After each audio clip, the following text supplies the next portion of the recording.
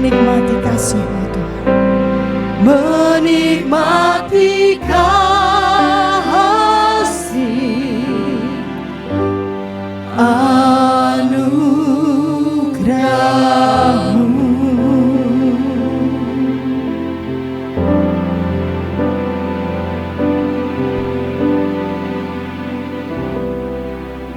Hadirat-Mu Tuhan yang kami rasakan saat ini. Kami mau menikmati kasih Tuhan lewat puji-pujian penyembahan kami, persekutuan kami dengan Tuhan, dan terlebih saat ini kami mau menikmati hadirat Tuhan dalam mendengarkan firman-Mu. Berikan kami hati yang subur, yang terbuka untuk firman Tuhan. Mampukan kami meresapi semua apa yang dikatakan firman Tuhan kepada kami. Juga mampukan hamba-Mu yang mau menyampaikan firman-Mu. Di dalam segala keterbatasan dan kelemahan, Tuhan mampukan dan sempurnakanlah firman itu di dalam hati setiap pendengar. Engkau akan bekerja dengan Roh-Mu, sehingga firman itu akan bertumbuh di dalam hati kami sewaktu kami mendengarkan dan melakukan firman itu. Sehingga itu akan menjadi kekuatan, akan menjadi pohon kekuatan dalam hidup kami. Dalam menghadapi segala dunia, ajarkan kepada kami untuk kami jauh dari Tuhan. Untuk kami hadapi tantangan-tantangan yang ada di hadapan kami, baik yang ada di dalam diri kami sendiri, keluarga kami, di dalam pekerjaan, pelayanan kami. Biarlah firman ini benar-benar hidup. Tuhan, Engkau berbicara sendiri lewat hamba-Mu. Engkau yang hadir di tempat ini, Engkau yang ada di tempat ini, juga di rumah-rumah jemaat-Mu yang mendengarkan dan ikut beribadah bersama kami saat ini. Bertatalah di hati kami. Kami buka hati kami di dalam nama Yesus kami berdoa, dan hati kami siap mendengarkan firman Tuhan. Yang percaya sama-sama katakan amin.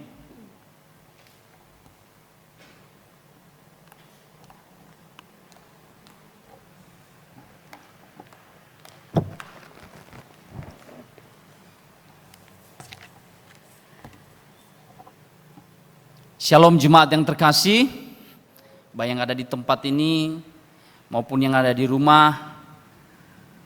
Berharap sekali kita semua dalam keadaan sehat-sehat dan baik-baik, di dalam sukacita, menyembah Tuhan, dan terlebih memberikan hati kita, membuka hati kita untuk mendengarkan firman Tuhan. Sebelum saya sampaikan firman Tuhan dan membaca firman Tuhan kepada kita, terlebih khusus saya secara pribadi, sekeluarga, segenap majelis dan hamba Tuhan mengucapkan turut berduka cita yang sedalam-dalamnya atas kepergian sahabat kita, orang tua kita, rekan kita, Pak Lukas yang telah meninggalkan kita 2 hari yang lalu. Biarlah keluarga diberikan kekuatan dan penghiburan oleh Tuhan. Kami sebagai hamba Tuhan maupun majelis pengurus gereja tidak mampu memberikan penghiburan yang lebih. Kami hanya bisa berdoa, tapi kami percaya, kita percaya semua bahwa Roh Kudus yang mampu melimpahkan kasih-Nya, penghiburannya, kekuatannya kepada keluarga. Meskipun seakan-akan sangat cepat dan tidak mampu menghadapi keadaan seperti ini, apalagi di dalam keadaan COVID seperti ini. Biarlah Tuhan memberkati, menolong, menguatkan. Bapak Ibu yang terkasih, hari ini saya bicara tentang teladan kerendahan hati. Sebenarnya kita ini yang sudah percaya, apalagi Bapak Ibu yang sudah berumur, sebenarnya tidak usah diajari untuk belajar rendah hati. Karena mulai TK, SD, SMP pasti ada pelajaran di sekolah umum, ya, kerendahan hati, merendahkan hati, tidak egois, terlebih di dalam gereja. Apalagi kalau sudah berumur, mempunyai anak, ya, mempunyai keluarga, pastinya sudah belajar tentang kerendahan hati. Makanya hari ini Bapak Ibu jangan khawatir, khotbah saya sangat pendek, ya. Dengarkan saja, nikmati saja. Saya ambil di dalam Filipi pasal 2 ayat 1-8, saya akan bacakan kepada kita semua. Di dalam Filipi pasal 2 ayat 1-8, demikianlah firman Tuhan. Jadi karena dalam Kristus ada nasihat, ada penghiburan, kasih dan persekutuan roh, ada kasih mesra dan belas kasihan. Karena itu sempurnakanlah sukacitaku dengan ini. Hendaklah kamu sehati, sepikir dalam satu kasih, satu jiwa, satu tujuan. Dengan tidak mencari kepentingan sendiri atau puji-pujian yang sia-sia. Sebaliknya hendaklah dengan rendah hati yang seorang menganggap yang lain lebih utama daripada dirinya sendiri. Dan janganlah tiap-tiap orang hanya memperhatikan kepentingannya sendiri, tetapi kepentingan orang lain juga. Hendaklah kamu dalam hidupmu bersama menaruh pikiran dan perasaan yang terdapat dalam Kristus Yesus, yang walaupun dalam rupa Allah tidak menganggap kesetaraan dengan Allah itu sebagai milik yang harus dipertahankan, melainkan telah mengosongkan dirinya sendiri dan mengambil rupa seorang hamba dan menjadi sama dengan manusia, dan dalam keadaan sebagai manusia ia telah merendahkan dirinya dan taat sampai mati, bahkan sampai mati di kayu salib. Bapak Ibu yang terkasih, sebelum kita masuk di dalam inti yang saya bicarakan hari ini adalah kerendahan hati. Terlebih dahulu kita harus mengerti tujuan dan maksud Paulus di dalam menuliskan surat Filipi. Apa maksudnya? Kenapa kok tiba-tiba Paulus berbicara tentang sehati sepikir? Juga di pasal berikutnya dia menasihati dua orang hamba Tuhan yang bekerja di jemaat Filipi. Ya, ada Sintike di sana, dan dia menasihatkan supaya mereka sehati sepikir di dalam melayani Tuhan, di dalam bekerja untuk Tuhan. Berarti kita bisa mengambil juga kesimpulan dengan membaca ayat-ayat yang lain.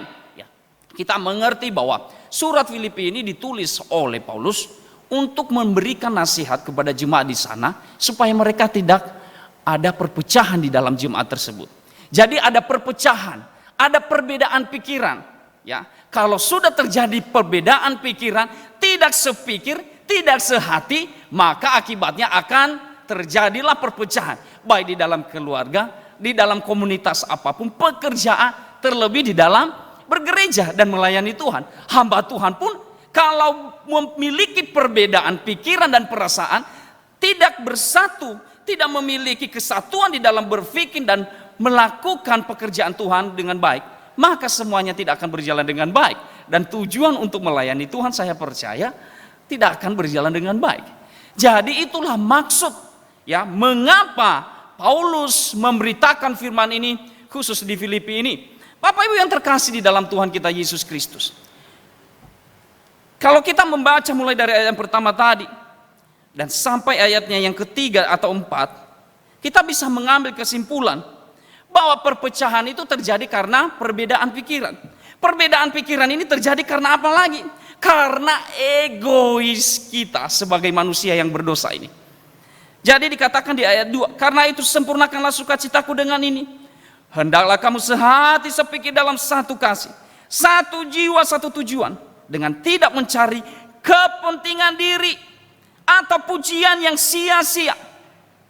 Ada hati yang kepingin dipuji, ada yang memiliki perbedaan pikiran dengan yang lainnya, mengutamakan dirinya sendiri. Dia tidak mengutamakan kepentingan umum, kebersamaan di dalam bergereja dan berjemaat kepada Tuhan. Ini adalah kita bisa ambil kesimpulan bahwa ini adalah apa? Ego. Ya, ini kan ego. Kalau saya mempertahankan keinginan saya dan saya tidak mempersilahkan orang lain untuk memberikan saran, untuk mereka mau memberikan masukan kepada saya, maka dalam hal itu saya memiliki yang namanya ego. Ego ini berasal dari mana, Bapak Ibu? Itulah natur dosa manusia. Kita harus kaitkan di situ lagi. Setelah manusia jatuh di dalam dosa dari Adam dan Hawa, maka ego itu masuk di dalam diri manusia, tinggal di dalam diri manusia. Jadi ego ini harus dibasmi dulu, barulah terjadi yang namanya satu pikiran, satu hati. Bapak Ibu yang terkasih di dalam Tuhan kita Yesus Kristus, saya akan lanjutkan baca di ayat yang keempat. Dan janganlah tiap-tiap orang hanya memperhatikan kepentingannya sendiri, tetapi kepentingan orang lain juga. Solusinya untuk bersatu, solusinya untuk menemukan pikiran si A dan si B adalah tidak laik. Mari kita baca di dalam ayat yang kelima. 1, 2, 3, ya. Hendaklah kamu dalam hidupmu apa? Bersama menaruh pikiran dan perasaan yang terdapat juga di dalam Kristus Yesus. Bapak Ibu yang saya kasihin di dalam Tuhan kita Yesus Kristus. Berapa orang jemaat yang ada di tempat ini? Saya rasa lebih dari 200 orang. Jadi 200 orang memiliki pikiran dan perasaan yang berbeda-beda, ya kan? Perasaan saya dengan perasaan Bu Marta akan sangat berbeda. Apalagi dia perempuan, ya. Perasaan saya terhadap Pak Suwanto dengan Pak Suwanto, Bu Lea, Pak Yudi beda. Meskipun saya hamba Tuhan, Lause Tikor hamba Tuhan, Lause Irma dan Lause Edi hamba Tuhan, kami memiliki perbedaan dalam berpikir dan perasaan juga. Nah, sekarang solusi untuk mempertemukan perasaan dan pikiran ini adalah tidak lain, egonya harus dikikis dulu. Lah bagaimana ego bisa diberantas, dibasmi? Ego harus diberantas. Hanya ada di dalam Kristus Yesus. Amin. Orang percaya, orang Kristen, orang yang sudah mengatakan mempercayai Kristus, meyakini Kristus di dalam hidupnya, percaya bahwa Yesus adalah Tuhan di dalam kehidupannya, maka dia mati di dalam egonya. Yang dia pikirkan adalah bagaimana melakukan perasaan yang dia percayai, oknum yang dia percayai. Oknum yang kita percayai tidak lain namanya siapa Bapak Ibu? Yesus Kristus. Perasaan yang terdapat di dalam Yesus Kristus adalah perasaan yang mulia. Mari kita baca selanjutnya. Apa perasaan yang ada di dalam Kristus Yesus? Apa pikiran Yesus Kristus yang telah dia lakukan? Apa tindakan dan perbuatan Yesus yang telah dia berikan kepada kita? Contoh dan teladan yang telah dia berikan kepada kita. Mari kita baca di dalam ayatnya yang kelima. Ayat 6. 1, 2, 3, ya. Yang walaupun dalam rupa Allah, tidak menganggap kesetaraan dengan Allah itu sebagai milik yang harus dipertahankan, melainkan telah mengosongkan dirinya sendiri dan mengambil rupa seorang hamba dan menjadi sama dengan manusia. Ayat yang ke-8. Dan dalam keadaan sebagai manusia, ia telah merendahkan dirinya dan taat sampai mati, bahkan sampai mati di kayu salib. Bapak Ibu yang terkasih, saya minta next. Pikiran Yesus, contoh dan teladan yang dia berikan kepada kita adalah apa? Dia rela menjadi manusia. Dia tidak menganggap bahwa aku ini Allah. Allah harus dihargai, dihormati, dan kamu harus tetap tunduk. Dan kemudian dia marah-marah. Dia mau menunjukkan dan mempromosikan dirinya begitu rupa waktu dia datang ke dunia. Tidak. Bapak Ibu yang terkasih, apa yang dilakukan Yesus Kristus? Ketika dia datang dari surga lahir ke dunia, dia merelakan dirinya menjadi korban bagi kita semua. Mati untuk kita. Dia rela jadi manusia. Dia Allah yang luar biasa. Allah yang mulia. Enak-enak di surga sana. Ngapain ke bumi? Inilah Allah kita. Inilah pikiran yang dimaksudkan oleh Paulus. Perasaan yang dimaksudkan oleh Paulus, teladan yang dimaksudkan oleh Paulus supaya kita melakukan. Sehingga ketika memiliki pikiran, perasaan yang sama dengan Kristus, makanya saya lingkarin di situ, ada Yesus di dalamnya. Makanya pikiran A, pikiran B tetap beda, tetapi bertemunya di dalam apa? Pikiran Kristus. Orang yang sudah belajar firman Tuhan akan melakukan ini. Tetapi ada banyak orang yang mengatakan bahwa sudah percaya kepada Kristus, tetapi perbuatannya tidak sesuai dengan Kristus. Ini yang jadi masalah Bapak Ibu. Saya dengan istri saya beda pemikiran, beda perasaan. Tetapi ketika kami sudah percaya kepada Kristus, perbedaan itu disatukan di dalam pikiran Kristus. Kami harus tunduk pada pikiran Kristus. Kalau tidak, katanya hamba Tuhan yang dari Jakarta, katanya bonyok ya. Suami istri itu kalau tidak ada di dalam Kristus, kalau tidak saling mengerti di dalam perasaan Kristus, bonyok hidup kita Bapak Ibu. Ya, Perempuan memiliki perasaan yang sensitif.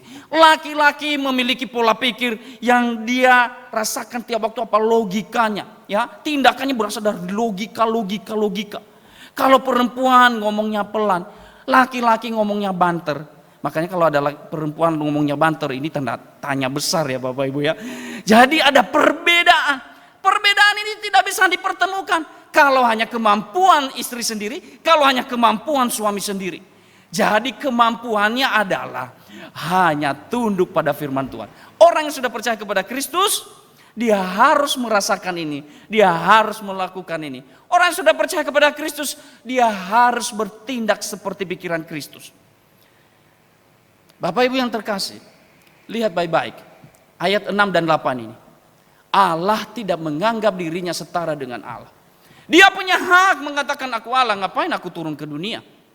Mengosongkan dirinya, meninggalkan kemuliaan surga itu, dia datang ke dunia menjadi sama dengan saya dan saudara yang berdosa.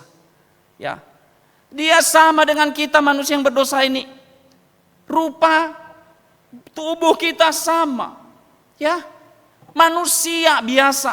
Dia sakit, dia haus. Terus bahkan bukan hanya menjadi seorang hamba lagi, bukan hanya menjadi seorang manusia. Ia sampai merendahkan dirinya, bahkan taat sampai mati di atas kayu salib. Inilah model dan perasaan yang ditunjukkan dan yang harus kita lakukan di dalam perjalanan hidup kita sebagai Kristen, orang percaya. Yaitu harus merelakan dan merendahkan hati diri kita di hadapan Tuhan. Kalau tidak memiliki ini, maka saya yakin perpecahan, masalah egois akan selalu ada dalam hati kita. Jangan berharap keluarga Anda akan bebas dari perpecahan, permasalahan yang besar ketika engkau masih memegang egomu. Keangkuhanmu tidak bisa disentuh. Aku ini harus dihargai kepala keluarga. Istri tidak boleh memberikan masukan. Istri juga ngomong gini, aku harus dicintai. Aku orang yang lemah, pribadi yang lemah. Aku harus disayangi terus.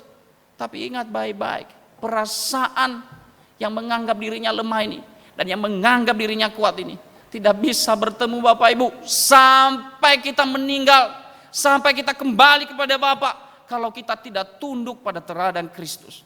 Teladan Kristus adalah firman Tuhan. Dia sudah meninggalkan kepada kita firman Tuhan.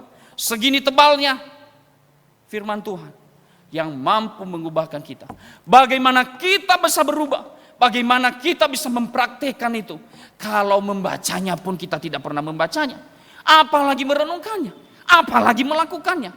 Ada banyak orang ngomong gini, dia lo nggak ke gereja, tetapi perbuatannya sangat baik. Dia lebih dari orang Kristen. Siapa ngomong? Mungkin itu di depanmu.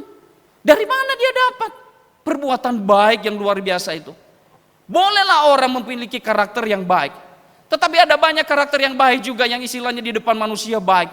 Tetapi ada banyak yang melenceng dari firman Tuhan. Mungkin sebatas mereka sopan terhadap Anda. Mungkin mereka sebatas, enggak Pak, ya nunduk waktu ketemu. Mukanya senyum kalau ketemu. Tetapi hati mereka siapa yang tahu. Tetapi ketika engkau hidup di dalam firman Tuhan, dalam luar sama, saya harus memberitakan karakter, perasaan, pikiran Kristus yang saya sudah terima dari firman Tuhan. Bapak Ibu, ini tidak mudah. Saya ngomong memang tadi sebenarnya mudah sekali. Tetapi ternyata tidak mudah. Tidak mudah. Kalau engkau tidak ada di dalam Tuhan. Untuk mempertemukan pikiran ini, engkau harus datang kepada Tuhan. Percaya kepada Kristus. Mempersembahkan hidupmu kepada Kristus. Ikutilah perasaannya. Ikutilah teladannya. Tundukkanlah engkau dirimu di bawah otoritasnya, maka dia akan memampukan engkau lepas dari keegoisan. Kerendahan hati pun akan ada di dalam hati Bapak Ibu Saudara yang terkasih. Amin. Susah. Tetapi firman Tuhan menguatkan kita. Bapak Ibu yang terkasih, setelah dia berikan solusi di dalam ayat 6 dan 8 ini, dia memberikan contoh dan teladan kepada kita. Kita harus bertanya juga, mengapa Tuhan Yesus sanggup melakukan itu? Pertama adalah Yesus tahu bahwa dia itu adalah Allah sendiri. Dia mengerti posisinya. Kalau dia tidak mengerti posisinya, dia tidak mau, saudara, untuk mau merendahkan dirinya sama seperti manusia, mau turun ke dunia, mau merelakan dirinya, bahkan taat dan setia sampai mati. Berlian tetaplah berlian, emas tetaplah emas, meskipun emas dan berlian dilempar ke dalam kotoran babi. Bahkan Bapak Ibu mau mengencingin berlian, namanya tetap berlian. Harganya tetap mahal apa enggak? Mahal. Harganya semakin naik, bukan semakin turun. Itulah Tuhan kita, melebihi emas dan perak, melebihi emas dan berlian. Dia mengerti posisinya bahwa dia Allah. Meskipun direndahkan, waktu dia memberitakan kebenaran firman Tuhan, orang mengatakan kepadanya, "Hai engkau, hanya seorang anak tukang kayu." Wow, dihina. Bahkan dikatakan, dituduh dia, "Engkau memiliki kuasa yang bukan dari Tuhan, bukan dari Yahweh, tetapi engkau memiliki apa? Kuasa dari roh jahat." Orang memfitnah dia. Bahkan bukan hanya memfitnah, ketika dia ditangkap, Bapak Ibu masih ingat apa yang dilakukan? Dia diludahi. Dia diberikan apa? Penghinaan, yaitu mahkota duri. Dia disalibkan. Disalibkan bukan tanda penghormatan, tetapi itu tanda penghinaan kepada penjahat-penjahat pada zaman itu. Tetapi apakah Tuhan Yesus sudah mengatakan, "Aku Allah, kenapa aku diginiin?" Allah kita tetap baik. Yesus kita tetap baik. Dia merendahkan dirinya. Ini kenapa Bapak Ibu? Karena dia tahu bahwa dia adalah Allah. Dan kedua adalah memiliki tujuan motivasi, yaitu untuk menyelamatkan Lady, menyelamatkan Anda, menyelamatkan umatnya yang dikasihinya. Inilah kerendahan hati. Kenapa Tuhan mau melakukan kerendahan hati? Karena dia mengerti, dia adalah Allah sendiri, dia mampu melakukan itu. Dia memiliki tujuan yang mulia, yaitu untuk menebus saya, untuk menebus Bapak Ibu Feby, untuk menebus Bu Marta. Makanya dia sanggup mati pun tidak apa-apa, dan dia mau memuliakan Bapa di surga. Saudara yang terkasih, setelah kita mengerti bahwa Yesus sanggup melakukan itu, mari kita datang kepada orang percaya. Mari kita periksa hidup kita masing-masing. Bagaimana supaya kita sanggup di dalam melakukan kerendahan hati ini? Yaitu apa? Tolong dinyalakan, kok mati. Kalau Yesus tadi, dia sadar bahwa dia tahu posisinya, bahwa dia adalah Allah itu sendiri, dan dia mampu melakukan itu. Orang percaya harus sadar diri juga. Orang percaya harus sadar dan mengerti bahwa posisinya juga adalah orang yang percaya kepada Kristus, yang diberikan kemampuan untuk meneladani gurunya, meneladani yang dipercayainya. Kita harus mengerti bahwa saya adalah muridnya Kristus. Saya adalah orang yang percaya kepada Yesus. Kalau engkau sudah percaya kepada Kristus, namanya percaya, berarti engkau harus mengikuti teladan Kristus. Tuhan akan memampukan engkau. Karena ini adalah rumus yang paling penting. Selagi orang tidak mengerti ini, maka engkau tidak akan pernah bisa merendahkan hatimu.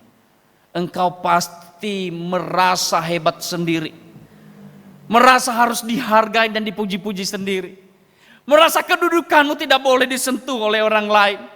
Tetapi ketika engkau sadar bahwa aku ada seorang hamba, ku tak membawa apapun juga saat ku datang ke dunia, ku tinggal semua pada akhirnya saat ku kembali ke surga.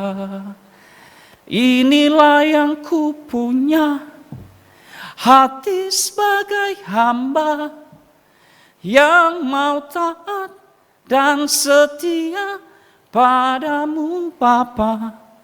Kemana kan ku bawa hati yang menyembah dalam roh dan kebenaran sampai selamanya. Bila engkau percaya kepada Kristus, harus tunduk pada otoritas dan teladannya. Nonsen, omong kosong. Ketika engkau mengatakan dirimu percaya kepada Kristus, tetapi engkau tidak melakukan kehendaknya dan teladan yang Dia berikan, milikilah hati hamba. Hati hamba identik dengan kerendahan hati. Kemudian Bapak Ibu, milikilah motivasi seperti yang dimiliki Yesus. Yesus sanggup melakukan itu. Bahkan sampai di atas kayu salib, Dia mau merelakan dirinya untuk kita semua. Karena apa? Memiliki tujuan motivasi yang mulia, menyelamatkan kita. Kita sebagai orang Kristen yang sudah menerima kebenaran, menerima anugerah, menerima kasih karunia itu, menerima cinta kasih itu.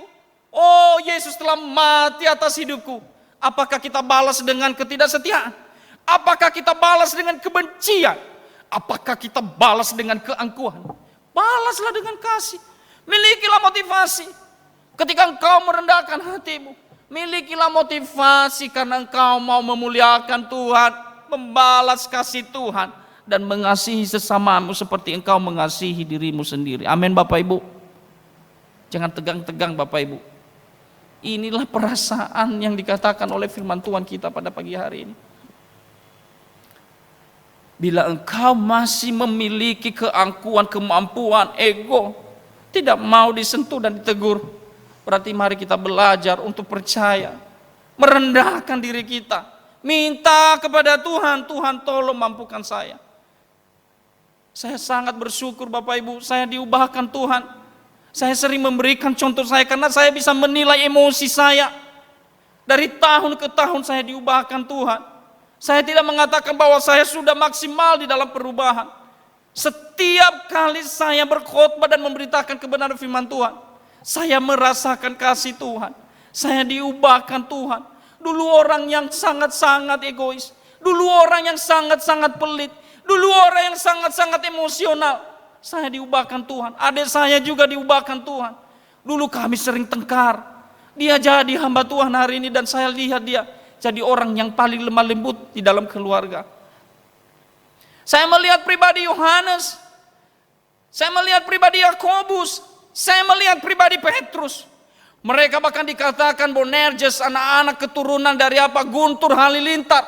Mereka keras kepala. Istilahnya Surabayaan ngomong gini, senggol bacok. Ya kan gitu. Itulah Petrus, itulah Yakobus. Tetapi lihat, sampai akhir hidup mereka rela mati di dalam memberitakan firman Tuhan. Mereka diubahkan oleh Tuhan karena kasih Kristus mereka aplikasikan di dalam hidup mereka.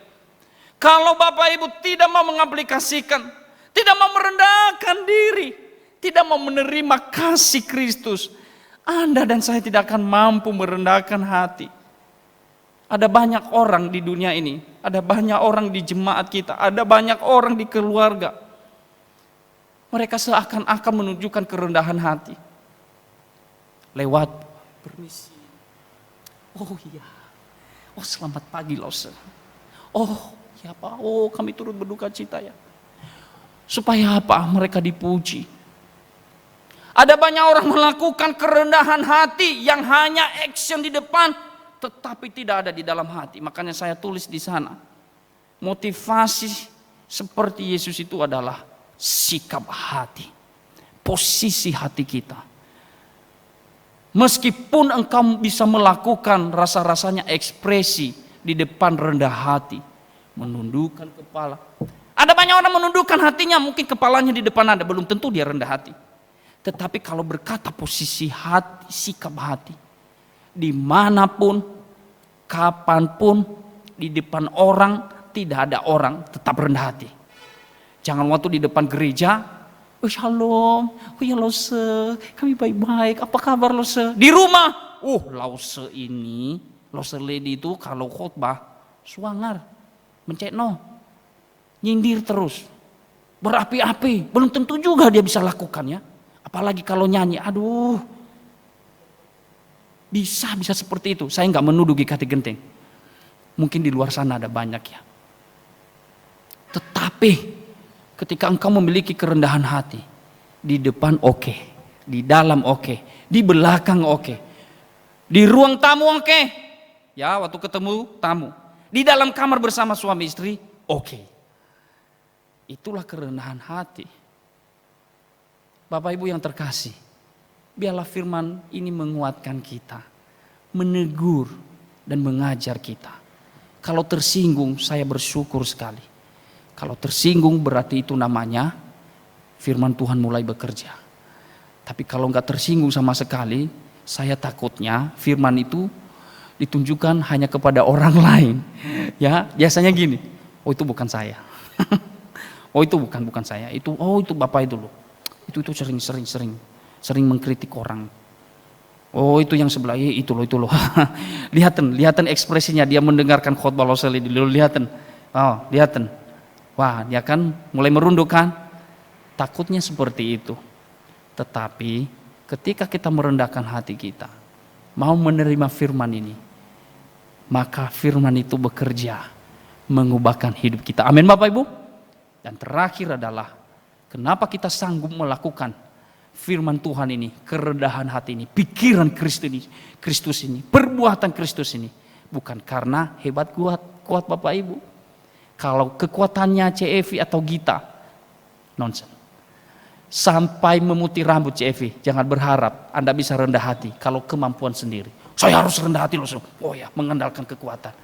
Ketika kita sudah rendah hati, kita mau melakukan kerendah hati, maksud saya, mintalah kekuatan dari Roh Kudus. Kemarin saya belajar tentang pneumatologi, ilmu yang mempelajari tentang pribadi Roh Kudus. Saya sangat-sangat bersyukur bisa memiliki Allah Tritunggal yang di dalamnya adalah pribadi Roh Kudus. Salah satu dari pribadi ketiga itu adalah Roh Kudus. Dia yang menuntun kita, dia yang menghibur kita, dia yang menolong kita, dia yang memampukan kita. Makanya kalau sedih Bapak Ibu jangan takut dan gelisah. Kalau tidak mampu melakukan firman Tuhan jangan takut dan gelisah. Kalau engkau tidak sanggup lagi di dalam keadaanmu, ada Roh Kudus yang memampukan engkau. Ada Roh Kudus yang menolong engkau. Saya percaya juga keluarga yang sedang bersedih pun hari ini, Tuhan mengirimkan rohnya kepada mereka yang bersedih. Menghibur mereka.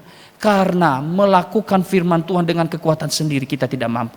Tetapi Tuhan sudah berfirman, aku akan menyertai engkau sampai kepada akhir zaman. Berarti bukan hari ini, bukan besok, selama-lamanya. Matius 28 ayat 20 harus kita ingat bahwa Roh Kudus yang menyertai.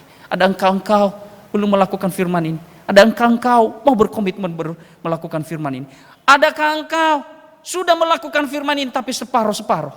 Ada engkau sangat mengeraskan hatimu saat ini dan rasa-rasanya engkau tidak mampu melakukannya. Adakah engkau melihat suamimu, istrimu tidak mampu melakukan firman ini? Percayalah, Roh Kudus sanggup mengubah, sanggup memampukan.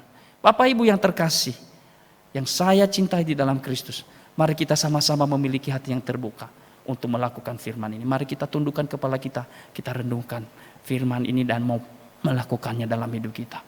Bapak yang terkasih, Bapa di dalam Tuhan kami Yesus Kristus, kami tahu firman ini sangat jelas bagi kami, tetapi kami terkadang tidak memiliki kemampuan untuk melakukannya. Apalagi kami di dalam merendahkan hati kami, ketika kesalahan kami, ketika kedudukan kami, ego kami, disindir dan disinggung oleh orang lain, kami sangat sakit dan kami tidak mampu melakukannya. Oh Tuhan, mampukan kami untuk merendahkan hati, bahkan merendahkan diri sampai seperti Yesus Kristus. Oh Tuhan Yesus, Engkau merelakan diri di atas kayu salib, karena Engkau tahu posisimu, bahwa Engkau adalah tetap Allah sampai selama-lamanya. Engkau memiliki tujuan yang mulia, yaitu menyelamatkan kami. Dalam motivasi itu juga kami miliki di dalam hati kami. Kami harus sadar, kami harus mengingat bahwa kami adalah orang percaya. Kami dikenal dari buah kami. Supaya nama Yesus dipermuliakan, tujuan kami adalah mengasihi, membalas kasih Tuhan dengan mengasihi sesama kami. Membalas kasih Tuhan dengan memberikan hidup kami tunduk pada otoritas firman Tuhan. Tuhan Yesus, kami percaya Ketika kerendahan hati, maka kesatuan hati akan terjadi di gereja kami. Kesatuan hati terjadi di komunitas kami, di sekolah kami, di lingkungan kami, di pekerjaan kami, di pelayanan kami. Dan kami percaya nama Tuhan akan dipermuliakan dalam hidup kami. Bahkan ada pelayanan-pelayanan yang luar biasa kami lakukan ketika kami memiliki hati yang rendah, hati sebagai hamba di dalam Yesus, hati sebagai hamba di dalam persekutuan kami terhadap sesama kami masing-masing. Hamba-Mu berdoa untuk jemaat-Mu yang belum mampu melakukan firman ini, maupun yang sudah mulai melakukan dan yang mau berkomitmen hari ini. Tuhan mampukan, Tuhan berikan kekuatan, Tuhan berikan pencerahan. Di dalam nama Yesus, kami sangat bersyukur di dalam menerima dan di dalam merenungkan, di dalam melakukan firman-Mu. Tolong kami, dalam nama Yesus kami berdoa dan mengucap syukur. Amin. Tuhan memberkati Bapak Ibu.